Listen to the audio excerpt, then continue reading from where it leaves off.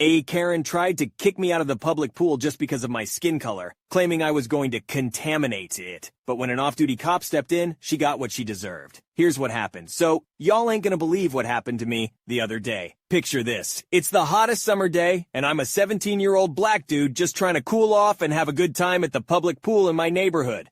I got my swim trunks on, shades, and I'm feeling fine, ready to dive in. The pool is packed, but everybody's chilling. Kids playing and splashing each other, and adults just lounging on the poolside chairs trying to catch a tan. But, you know, there's always that one person who's got to ruin it for everybody.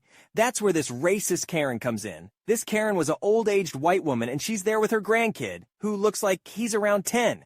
She's been eyeing me and my friends ever since we got there, but I just brush it off, thinking she's just being nosy or whatever. So I'm just chilling by the pool with my friends, and we're talking about life, school, and all that good stuff. Then out of nowhere, Karen walks over to me with her kid in tow, and she's got this disgusted look on her face. I'm thinking, here we go. Excuse me, but you can't go in the pool. Me was confused. Huh? Why not? Well, I don't want you contaminating the pool with whatever germs you might have. It's just not safe. I can't believe she's saying this nonsense, but I try to keep my cool. Ma'am, I don't have any germs. I'm just here to swim and have fun like everybody else. But Karen ain't having it. She goes off. You people are the reason America isn't safe. You're always causing trouble, bringing drugs, and dirtying up everything you touch. I won't have my child swimming in filth. At this point, my friends and I are shook. Like, is this lady for real? But I ain't about to let her ruin my day. Look, I don't know what your problem is, but I ain't got nothing to do with that. I'm just trying to swim, and I ain't dirty. Now Karen's face is getting red, and she's starting to cause a scene. Other people are starting to notice what's going on, and they're giving her the side eye. I don't care! You people always think you can do whatever you want, but not today. You're not getting in this pool. At this point, I'm fed up with her nonsense. So, I just walk past her and head to the pool. But Karen ain't done yet. She straight up grabs my arm and yanks me back like she's got any right to touch me. Yo, don't touch me!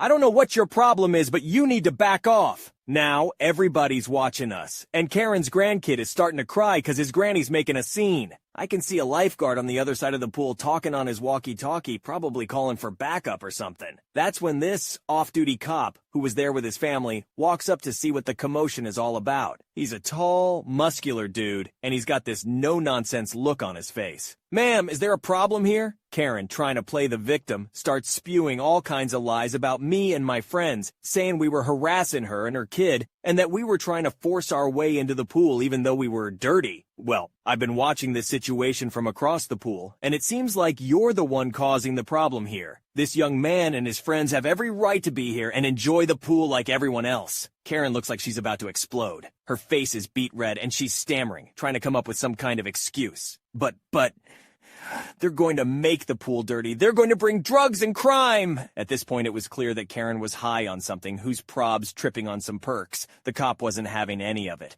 Ma'am, I'm going to have to ask you to leave the premises. You're causing a disturbance, and your behavior is not acceptable. Karen starts to protest, but the cop stands firm. He escorts her and her crying grandkid out of the pool area, while everybody else goes back to what they were doing, relieved that the drama is over. My friends and I finally get to enjoy the pool, and we have a blast, splashing around and cooling off on that hot summer day. But man, the nerve of that Karen trying to ruin our day just 'cause she's got some messed up ideas about black folks. I'm just glad that off-duty cop was there to put her in her place, and that the rest of the people at the pool didn't let her get away with her racist nonsense. It's a shame that some people still think like that, but I'm grateful for the folks who stand up against it and make sure everyone gets a chance to enjoy their summer, no matter what color their skin is. Oh my gosh, can you believe what OP had to go through? I mean, seriously, this Karen is out of her mind. First of all, who goes to a public pool and tries to kick someone out just because of their skin color? That's just straight up racist and ignorant. And then, when OP tries to explain that he's not dirty and just wants to swim like everyone else, Karen goes off on this crazy rant about how you people are ruining America and bringing drugs and crime. Like, what is she even talking about? It's like she's living in a totally different world. But the craziest part to me is when she actually grabs OP's arm and tries to stop him from going in the pool. Like, who does she think she is? That is not okay, and I'm so glad that an off-duty cop stepped in to handle the situation. I mean, can you imagine if he hadn't been there? Who knows what this Karen would have done? My entitled mother stole my heart meds to blackmail me. So this incident actually happened quite a few years ago, and I feel like I'm finally at a point where I can post about it. I'm hoping sharing it and hearing what you guys have to say about what happened will bring me some measure of closure and catharsis. For some background, I am disabled. I was born with severe EDS, a genetic disorder that, among many other symptoms affecting pretty much every bodily system, causes my joints to dislocate and sublux, partially dislocate, with very little prompting. I once dislocated my shoulder by flumping down onto my bed from a sitting position too roughly. I wasn't diagnosed until I was 17 because EDS wasn't well recognized by most doctors back in the early 2000s. Having abused me in every possible sense for my entire childhood already, my extremely narcissistic alcoholic mother, the entitled parent in this story, immediately saw my diagnosis as a whole new set of ways she could hurt me. She would forcibly dislocate my joints as punishment for entirely imagined offenses, telling me no one would believe me if I told them she'd done it, and she'd tell them I was just a clumsy, lying little skank, which she'd already been branding me for as long as I could remember. Her entitlement was and is deeply rooted in every aspect of her personality. She would often stand over me booming, "As far as you're concerned, I am God. Everything under this roof is mine, my property. And that includes you and everything in your room. You don't breathe without my say-so. You bought it, don't care, it's mine. And there isn't a bloody thing you can do about it because I am God." And she did that sober, too. Yep, so entitled, she was basically delusional. My father was and remains such a pathetic excuse for a parent that I genuinely almost forgot to mention him here. He constantly enabled her abuse, convinced us it was our fault she was abusing us, and actively prevented my younger sister and me from getting help.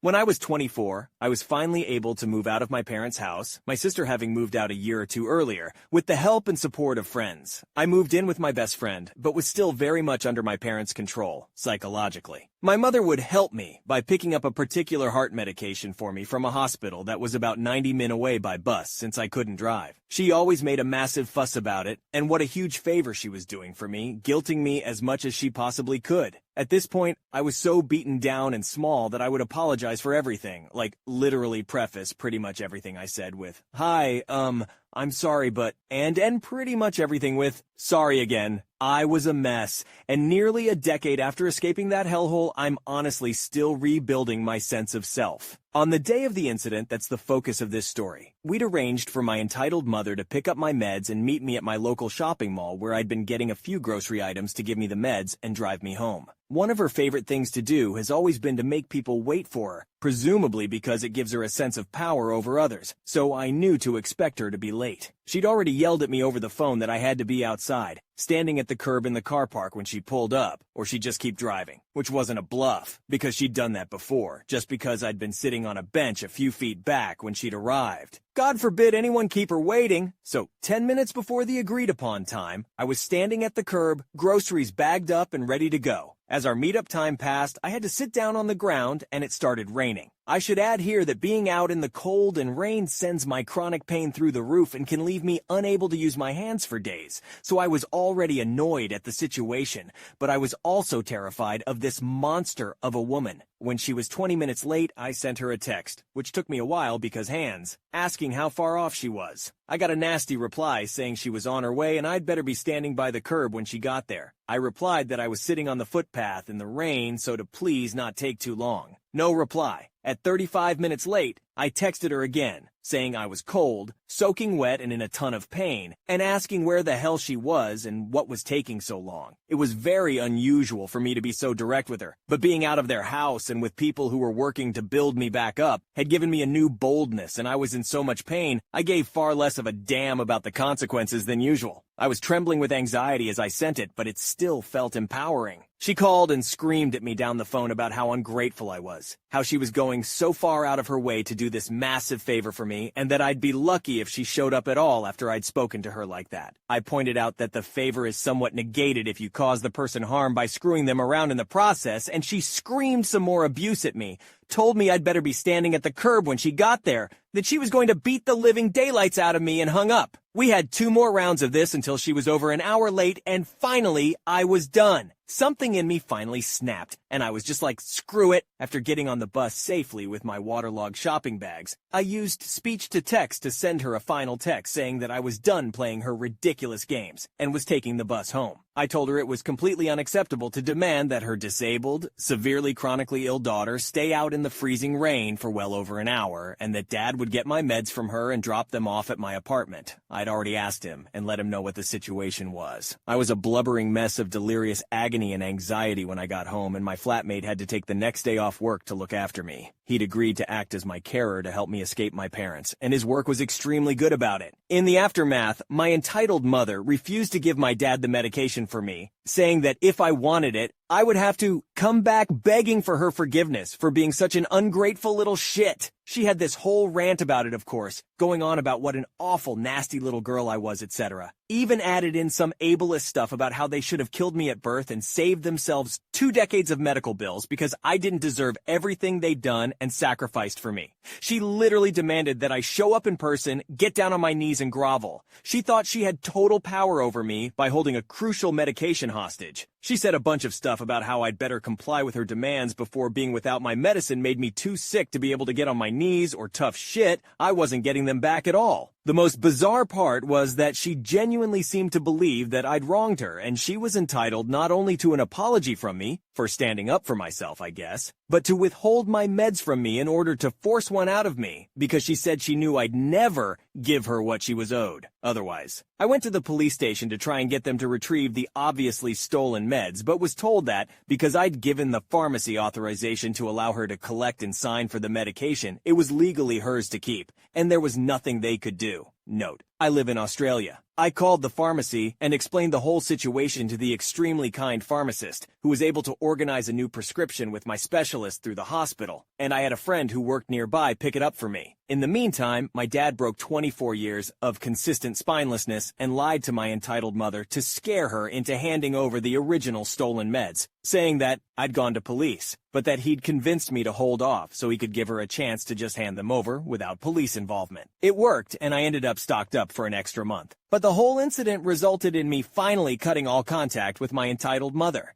When he dropped off the meds, my dad tried to convince me to make peace with my entitled mother for his sake, and said that by refusing to speak to her, I was being selfish because I must know how hard it would make things for him since he had to live with her. Still riding high on that wave of boldness, I told him he was being selfish by expecting me to continue to put up with her abuse. As he always did anytime I tried to stand up for myself with him, he got super nasty and vindictive, said some extremely hurtful, deeply personal things, and left. As of a few years ago, I've now cut contact with him as well. I'm finally completely free of both of them and have a great relationship with my sister, now that we're both adults, and have a clearer perspective on how our parents parentified me and pitted us against one another as kids. I have genuinely awesome people around me these days and still live with that same flatmate. My dad was diagnosed with a terminal illness a little while back and doesn't have much time left, though I'm still not sure how I feel about that. He finally left my entitled mother who, after relying on him to manage her chaotic mess of a life for decades, is utterly failing to fend for herself. She's well on her way towards ending up cold and alone, which is cathartic for me to know, to be honest. Pathologically entitled, abusive people just deserve to have the people they abuse leave them. It's that simple.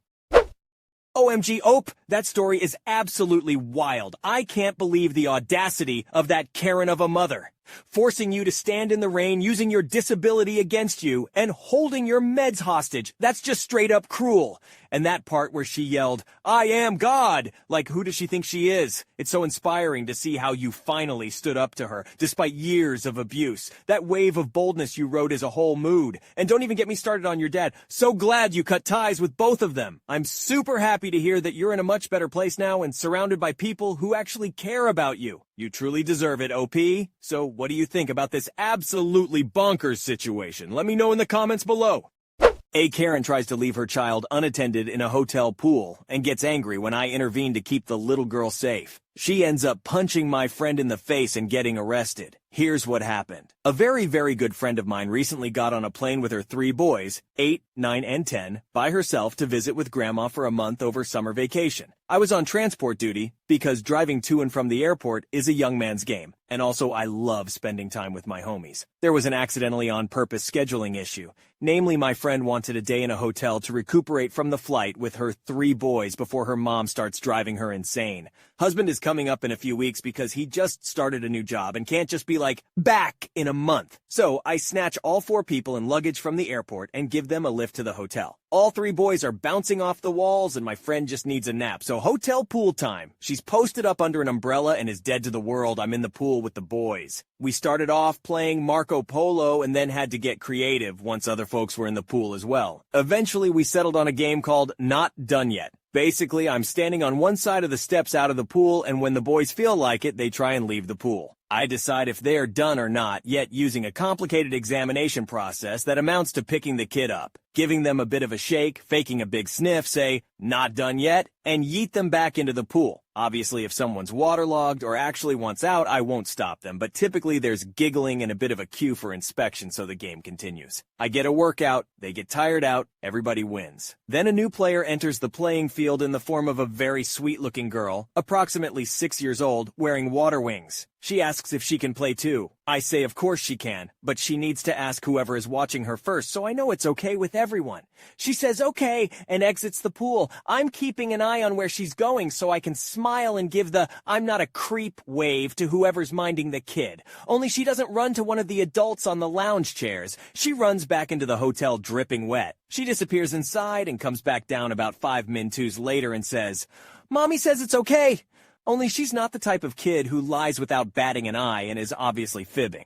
I ask if she really did, and the little girl says, well, Mommy was busy, so I think it's okay. It's at this point that the proverbial record scratches, and my inner monologue says, what? I summon the oldest of the boys from the waterborne shenanigans and ask him to go wake up his mom so she can keep an eye on things for a minute. I need to go take care of something. While he's bearding the dragon in her den, I crouch down and tell the little girl, we need to go inside and find an adult because it's not okay that you're in the pool all by yourself, okay? You didn't do anything wrong, but you've got some growing to do before you can be in the pool all by yourself, okay? At this point, oldest homie has awoken the mom and she's now looking at me with a what the shit look on her face. I mouth later at her and then take the little girl's hand and bring her to the concierge desk of the hotel. I explain the situation with the little girl to the concierge, whose face goes from confusion to pained before giving the girl a smile and thanking me for bringing this to his attention. Concierge guy takes responsibility for the girl, and I go back out to the pool to explain what had happened to my friend. She was livid on the little girl's behalf, but mostly just wanted to resume her nap. Conveniently, at that time, middle homie had gotten out of the pool and was making faces at us while we were talking. I told friend to get some sleep, I'll watch the boys, then middle homie got spear tackled back into the water because actions have consequences. Maybe 20 minutes to half an hour later, once I was starting to run out of steam, I sensed a disturbance in the force.